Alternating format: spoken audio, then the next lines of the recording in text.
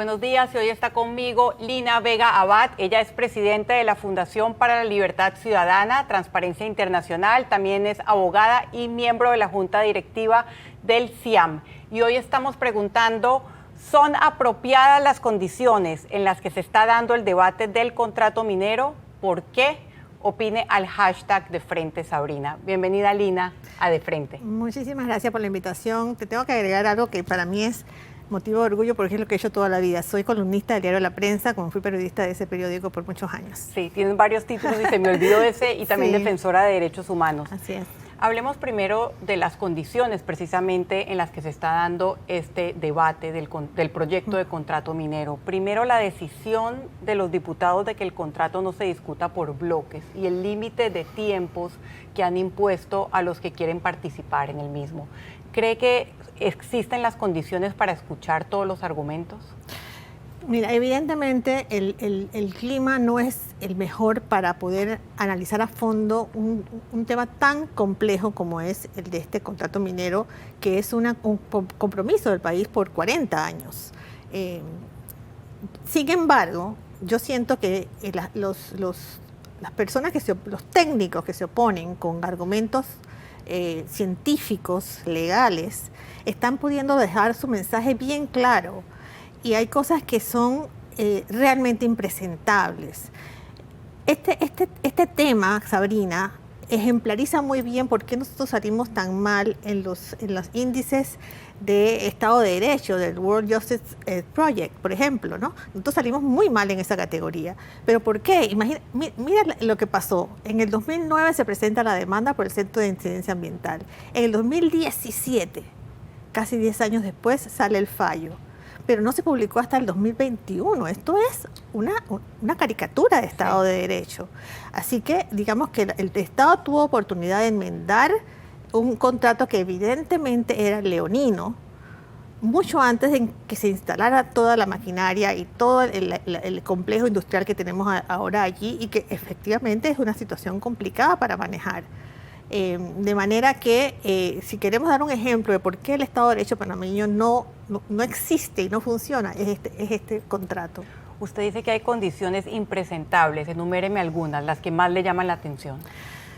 Mira, hay un lenguaje en el contrato que es un lenguaje propio de la industria minera en el mundo. Es un lenguaje que parece quitarle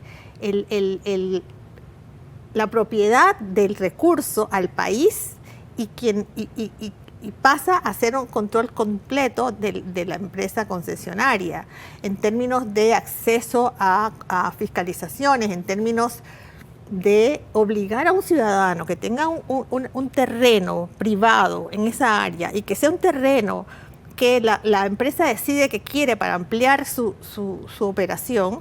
La persona no puede negarse a venderlo. Si no lo quiere vender, entonces el Estado se lo expropia. Eso es impresentable donde quiera que se analice. Además, yo tengo que decir algo importante que escuché ayer a Joana Ábrego, una abogada, la directora de Asuntos Legales de CIAM, que me impresionó porque no lo sabía. Una serie de hallazgos de incumplimientos ambientales que mi ambiente encontró a lo largo de los años.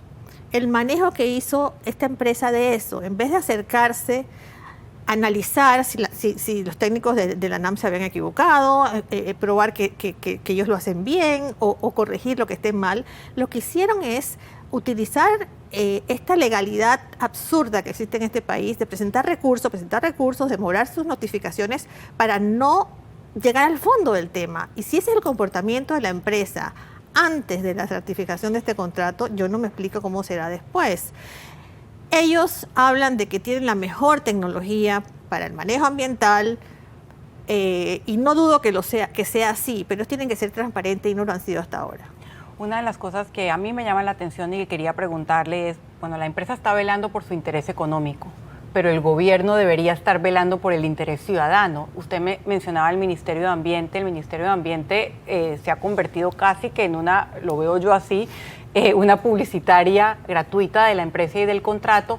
Además, el gobierno ha acompañado este debate, por ejemplo, con antimotines alrededor de la Asamblea. El primer día protegieron incluso la sede del PRD.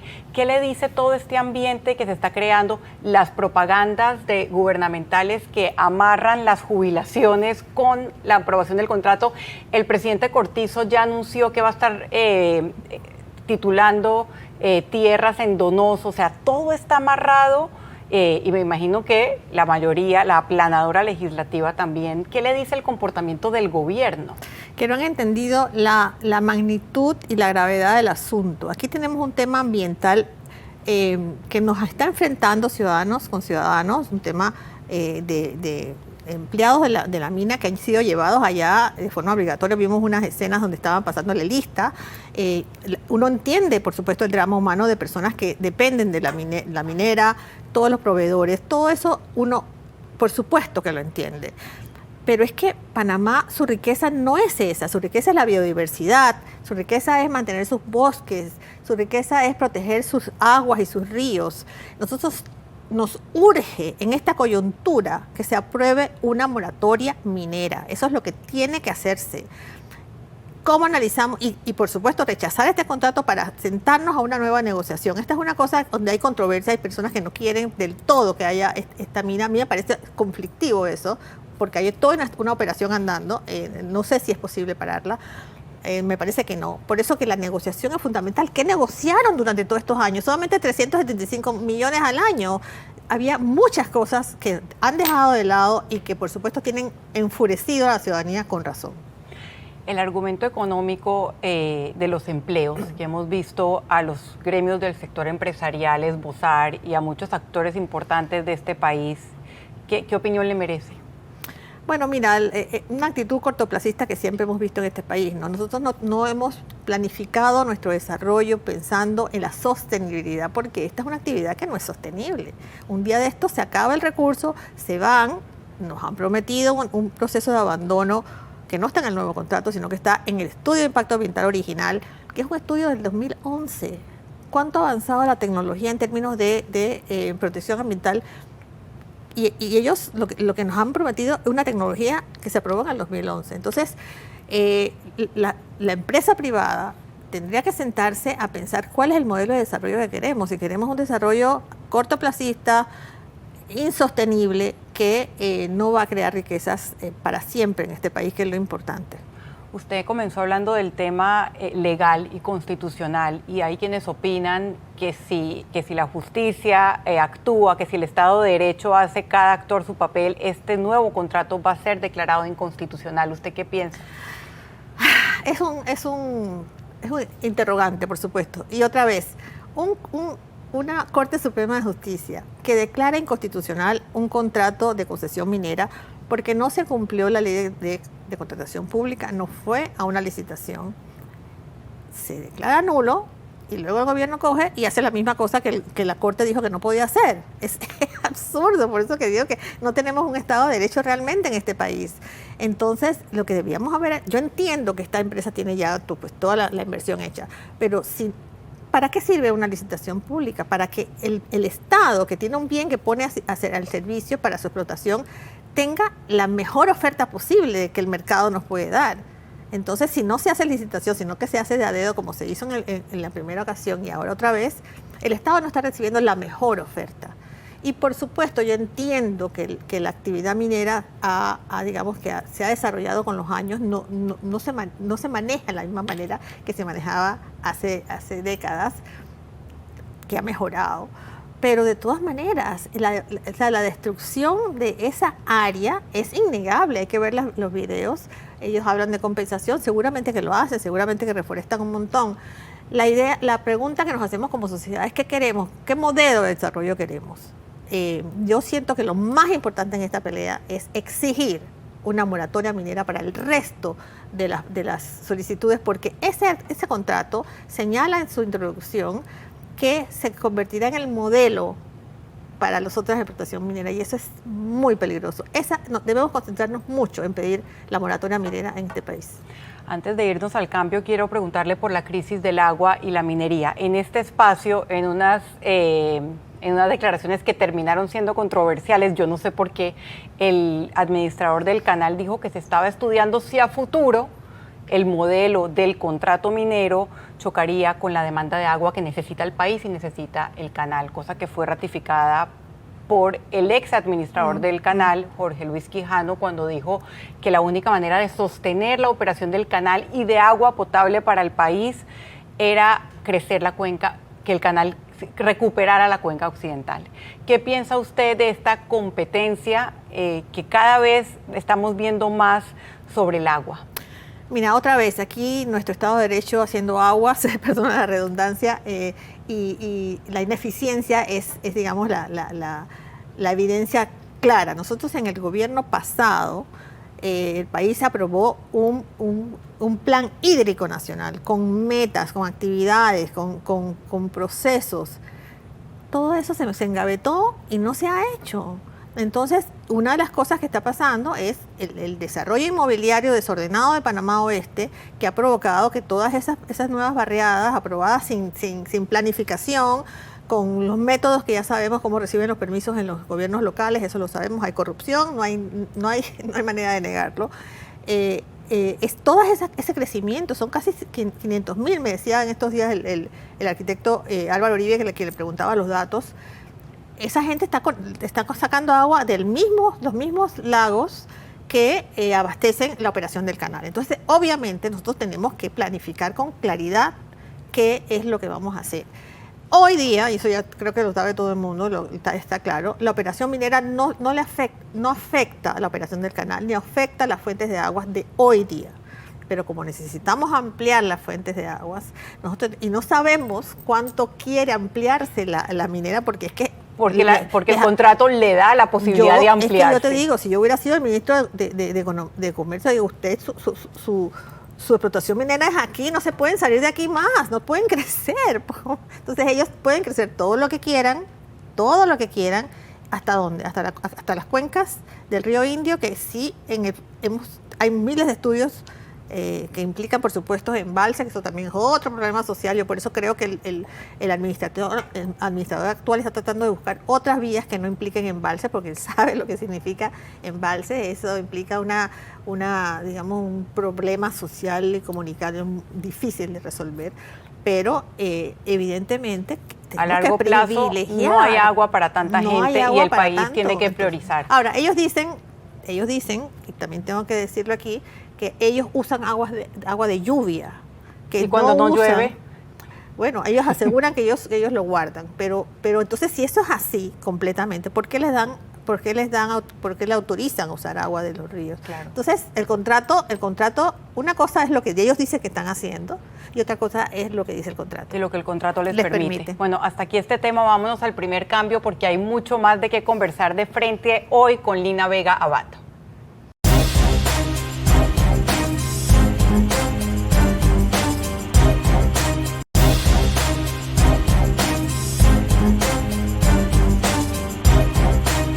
Seguimos conversando de frente con la abogada Lina Vega y estamos también hablando de la sustitución que pretende el gobierno hacer de la ley de transparencia. Hay que elegir temas porque hay demasiados temas graves ocurriendo al mismo tiempo. Estamos hablando de la ley 6 del 2002, conocida como la ley de transparencia.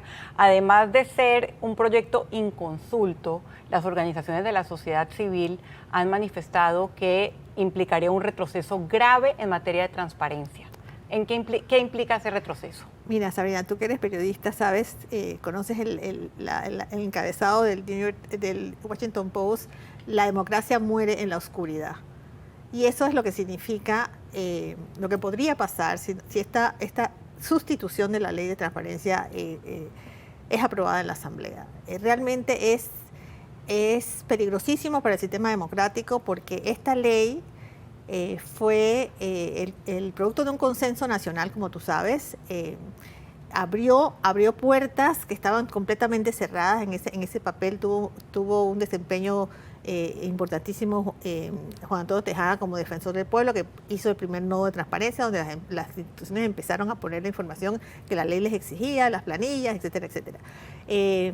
Y esta ley abrió la puerta a la transparencia en Panamá. No ha sido fácil, no se ha podido realmente implantar una cultura de transparencia en la administración pública, por un problema que también es gravísimo, que es que nosotros no tenemos un funcionariado técnico profesional que permanezca gobierno tras gobierno, sino que hay barrerías, se pierde la experiencia, se pierde la información. Entonces tú llegas con un nuevo gobierno y le preguntas a la señora, ¿usted me puede dar la información? Ya no sabe ni siquiera qué es la ley de transparencia. Entonces eso es algo que ha afectado. Sin embargo, es una ley que el ciudadano sabe que existe, los periodistas sabemos, por supuesto, que sí existe, hemos hecho uso de eso, usamos el habeas data en la Corte, y de repente aparece la ANTAI, la Autoridad Nacional de Transparencia y Acceso a Información, que en este momento, Sabrina, ella es una operadora política, ella no es una institución de control independiente.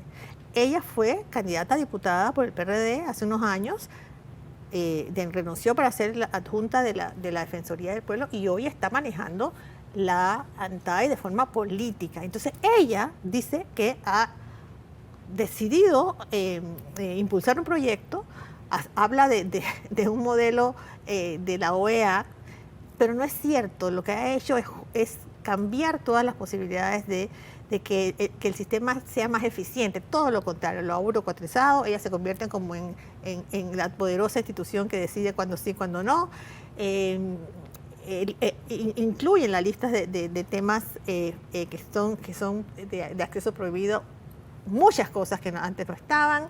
Esto es un gran peligro para la democracia y nosotros tenemos como sociedad que actuar de manera vehemente y activa para impedir que esto suceda. Afortunadamente esto está sucediendo, los gremios están manifestados. Ayer, el miércoles pasado, hubo una reunión en la PEDE, la subcomisión que se ha creado se trasladó a la PEDE para oír las voces, fueron todas voces que se opusieron. Yo espero, de aquí le mando un mensaje al presidente de la República.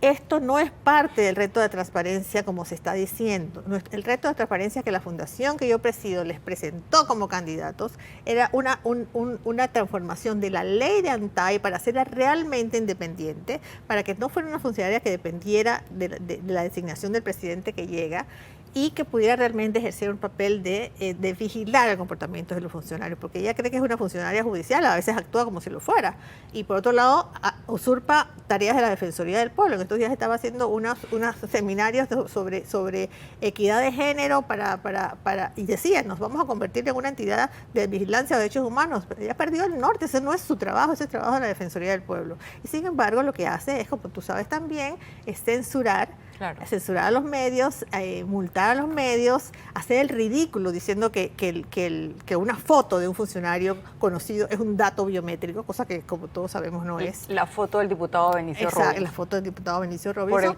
Por la que fue multada el diario La Prensa. Exactamente, y tiene tanto la apelación del diario La Prensa como la apelación del diario La Verdad. La Verdad también. Y no termina de decidir. El punto es que estamos ante una situación muy, muy grave para la democracia. No podemos permitir un retroceso y esto sería un retroceso terrible. La ciudadanía necesita estar informada para poder tomar decisiones basadas en datos, en hechos, en estos días en que hay tanta desinformación, tanto acceso a temas que son basados en datos incorrectos. Tener la información es fundamental y por eso yo apelo al sentido democrático. Estoy segura que todavía queda en el presidente de la República, Laurentino Cortizo, y le pido que por favor retire ese proyecto. Bueno, usted habla, y creo que lo ha dicho muy claramente, ella no es una funcionaria, está actuando como una operadora política, y sin embargo estamos viendo en un año preelectoral esa misma conducta de otros funcionarios que están en instituciones de control. Tanto así que hay algunos que han cuestionado ya la neutralidad del Estado ante las elecciones. ¿Cuál es la institución? Vamos a hablar una por una de las instituciones, pero en un artículo que usted escribió que me gustó muchísimo, que se llama No piensan dejar el poder, que todavía recuerdo el título, Lina, usted habla de lo que se ha convertido la Contraloría. Sí, y es un tema que digamos me afecta de forma personal. Yo tengo una relación personal de amistad de hace muchos años con el señor Contralor y Y bueno, pero él es un militante del partido en el poder, él está trabajando para su partido, pero él ha dejado de lado el hecho de que es la cabeza de la institución que controla los recursos, que fiscaliza el buen uso de los recursos del Estado. Y no está haciendo su labor. Te voy a dar un solo ejemplo que fue escandaloso. La famosa investigación periodística sobre la descentralización paralela. Después que hubo tanto escándalo, él se comprometió, lo escuché yo, que iba a investigar cómo se habían usado esos fondos en cada uno de los gobiernos locales. Estamos todavía esperando el resultado, no sabemos nada de esa investigación. Y lo que sí sabemos es que se usó con fines políticos un montón de dinero. El director de presupuesto del MEF después se contradijo, pero lo dijo en una sesión de la Comisión de Presupuestos, de que había sido petición de los diputados de que se hiciera ese traslado de esos millones para el uso de la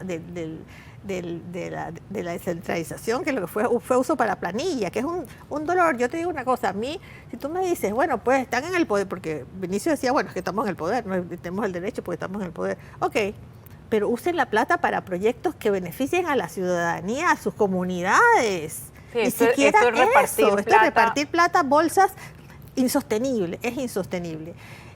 Yo quiero aprovechar este momento para decir algo que me parece importante. El sistema democrático está en crisis, como tú sabes, en todos lados. Las informaciones, los informes de las principales entidades y IDEA entre ellos nos dicen claramente que estamos en una situación peligrosa. El último Latinobarómetro habla de que el 40 y tantos % de la región no apoya, o sea, rechaza la democracia o no le da apoyo a la democracia. 47% piensa creo que esa es la cifra, que la democracia no es preferible necesariamente a otro sistema de gobierno. Voy a hacer un cambio, buscamos los datos del Latinobarómetro para seguir hablando de democracia. Quédese aquí, estoy hablando hoy en De Frente con Lina Vega.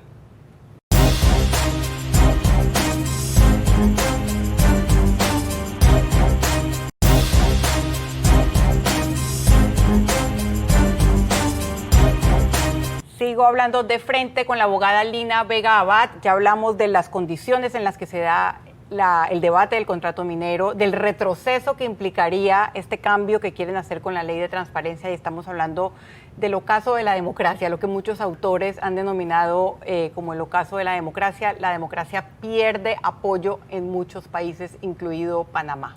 Sí, en el último Latinobarómetro, a pesar de lo mal que sale la región, Panamá mejora un poco su índice, y eso nos da esperanza frente a las elecciones. Hay un montón de organizaciones que están haciendo trabajos para educar a los jóvenes, sobre todo para que haya un voto informado, para que realmente participen.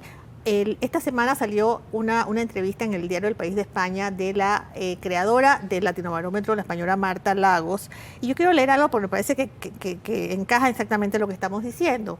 El votante latinoamericano de hoy no le interesa cómo se llama, quién es, ni de dónde viene el presidente con tal de que solucione el problema. Viene un marciano y lo eligen. ¿Por qué? Porque tal vez promete cosas de manera distinta. Me parece que se acabaron los partidos, que fueron destruidos por ausencia de desempeño. Nuestros partidos están, salvo el panameñista que yo veo actuando, hablando, organizando eventos, capacitando, los partidos han perdido su norte. Y llegan personas que se dicen fuera de los partidos, como fue el caso de Bolsonaro, a pesar que tenía 16 años en el Congreso, y Martinelli, que también se dice fuera de los partidos, y ustedes saben muy bien que pasó por todos. Los demócratas, ¿por qué le preguntan a ella está pasando eso? Es que los demócratas hemos sido débiles, hemos fracasado culturalmente en difundir lo que es la democracia. Creíamos, por ejemplo, que las generaciones que crecieron en democracia, y esto nos toca a nosotros también porque tuvimos una dictadura de 21 años, que eran más demócratas que aquellas que habían crecido en la dictadura. Y resulta que eso no es verdad, porque fallamos en informar a los jóvenes los valores de la democracia. Sí, de hecho los jóvenes son los que peor califican o los más indiferentes a la democracia según el Latinobarómetro, pero ya que usted puso el tema de las elecciones, hablemos un poco del papel que debería cumplir la Fiscalía Electoral. Hablamos hace poco del derroche de dineros que ha sido la descentralización paralela, no qué decir de la utilización de recursos del Estado para promover el contrato minero, etcétera, etcétera. ¿Y de qué espera usted del Tribunal Electoral? Porque también lo menciona en ese artículo que yo citaba. El último magistrado que fue nombrado también es un operador político del partido del poder. A mí me parece eso fue una cosa, no es la primera vez que pasa. Tengo que decir que desde que después de la invasión y se creó el Tribunal Electoral, ese modelito del partido tal, el partido tal, el partido tal, se impuso. Y así siempre fue y así ha funcionado.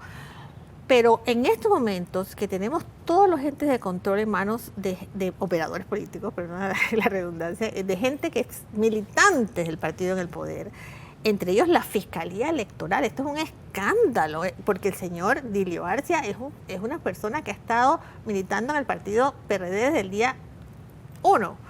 Él es el fiscal electoral que va a decir si las cosas se hicieron bien o se hicieron mal. Ya vimos que con todo el asunto de la descentralización paralela que tenía que ver con unas primarias de un partido, no se pronunció y no hizo la investigación que se le pidió que hiciera. Así que yo lo que siento es que el Tribunal Electoral tiene un reto enorme. La democracia panameña está debilitada por muchos aspectos y lo que no podemos permitir es que también se debilite en el proceso electoral. El proyecto electoral no es solamente ir a votar el día y que cuenten bien los votos, como tú sabes. El proceso previo es muy importante y ahí es donde el tribunal, pienso yo, que no hace el trabajo correcto, fiscalizar de fondo cómo usan el dinero, ellos tienen que capacitar a su gente y no parece que lo hagan. Entonces todo ese proceso previo para que la democracia sea sólida, para que tengamos demócratas, es que la democracia sin demócratas no funciona, Sabrina, y parece que no tenemos demócratas. Cuando oímos a la gente en la asamblea denigrar a las comunidades LGBT y hablar mal del sistema interamericano de derechos humanos, tú dices, pero ¿de dónde salió esta gente? ¿Dónde se educaron? Entonces tenemos una responsabilidad enorme, y el tribunal tiene una responsabilidad enorme de sostener este sistema que por momentos parece que tiene una pata desbalanceada. Y demostrar neutralidad frente al torneo electoral, porque como bien lo explicaba usted en ese artículo, ya la ruptura constitucional no se da con un golpe y los fraudes no se dan robando urnas, se dan con fraudes de baja intensidad, con la utilización de los recursos del Estado. Quiero preguntarle, porque estamos en el mes donde también por unas reglas concebidas por el mismo sistema clientelista deben definirse las alianzas políticas. Antes había mucho más tiempo, el mismo año de la elección se definían las alianzas. ¿Qué piensa usted, cuáles piensa usted deben ser los criterios para constituir una alianza política? Mira, yo tengo sentimientos encontrados. Por un lado entiendo el peligro que un señor como Ricardo Martinelli llegue al poder. Y es muy descorazonador ver las encuestas, todas las encuestas, él sale como el preferido de la ciudadanía. Y eso te dice que hay un problema de educación ciudadana, un problema de valores, porque la información sobre todo lo que se hizo en su gobierno, lo que hizo él, lo que propició él, está ahí, la gente lo sabe, pero por alguna razón mágica piensan que esa frase que él usa, voy a poner dinero en tu bolsillo, se va a realizar. O robó pero hizo, porque lo que ha hecho es igualar a todos, como que todos robaron y él al menos hizo. Así, además que mientras hizo también me cayó un poquito a mí, entonces es un problema ético grave. Entonces yo entiendo que ese señor llegue a la presidencia es un problema y por eso entiendo la necesidad de las alianzas. Pero por otro lado, la historia es una maestra. Recordemos lo que pasó con la alianza de Ricardo Arias Calderón, Endara y Ford. Eso no duró ni un año porque eran posiciones muy encontradas y eso le hizo todavía, yo pienso que es la destrucción o la falta de solidez de nuestra democracia viene de ese momento, cuando no pudieron ponerse de acuerdo para beneficio del país. Entonces yo no sé si vale la pena hacer una alianza donde la gente piensa muy distinto. Claro, donde sea solamente para derrotar a y no para ganarle a. Hay una iniciativa que ojalá fructifique y es que se le está pidiendo a los candidatos que firmen un compromiso sobre una agenda. Cualquiera que ellos ganen sigan esa agenda. Me parece que es una vía que puede solucionar un poco esta incertidumbre que tenemos. Y yo no tengo la respuesta, hay angustia generalizada porque ¿qué pasaría aquí con Ricardo Martínez en el poder? Luego la Asamblea también es una institución que tiene que renovarse completamente. Yo que fui periodista de Asamblea muchos años, yo no puedo ir a la Asamblea hoy. No conozco a nadie, no sé quiénes son, dónde salieron. Son diputados que no tienen una trayectoria política de trabajo en las comunidades, de trabajo en el partido. ¿De dónde salieron? Los partidos políticos no han hecho su trabajo de elegir candidatos realmente que entiendan el valor de la democracia. Bueno, muchísima preocupación. Vamos a estar muy al tanto de todos los datos que nos ha dado. Muchas gracias, Lina Vega, por hablar de frente. A usted también por acompañarnos este domingo. Lo veo aquí en 8 días.